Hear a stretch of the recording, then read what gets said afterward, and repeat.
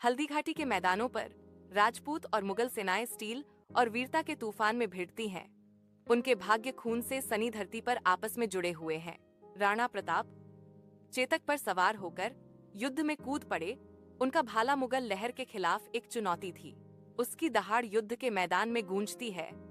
मुगल कभी भी मेवाड़ की भूमि पर विजय प्राप्त नहीं कर सकते। हल्दीघाटी के मैदानों पर राजपूत और मुगल सेनाएं स्टील और वीरता के तूफान में भिड़ती हैं।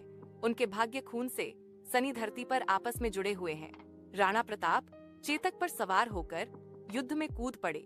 उनका भाला मुगल लहर के खिलाफ एक चुनौती थी। उसकी दहाड़ युद्ध के मैदान में गूंजती है।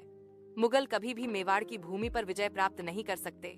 धुंधली रोशनी वाली गुफा के अंदर राणा प्रताप और उनके साथी एक साथ बैठे हैं। उनके चेहरे टिमटिमाती आग से रोशन हैं। राणा प्रताप घास की रोटी चबाते हैं। उनकी आंखों में भूख और थकावट के बावजूद अटूट दृढ़ संकल्प झलकता है।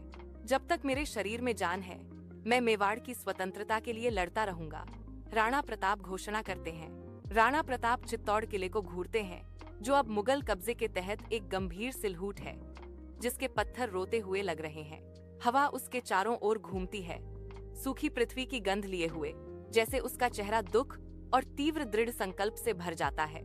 एक दिन हम इस किले को फिर से हासिल करेंगे और मेवाड़ को मुक्त करेंगे। यह मेरी प्रतिज्ञा है, वह दृढ़ स्वर में घोषणा करता है।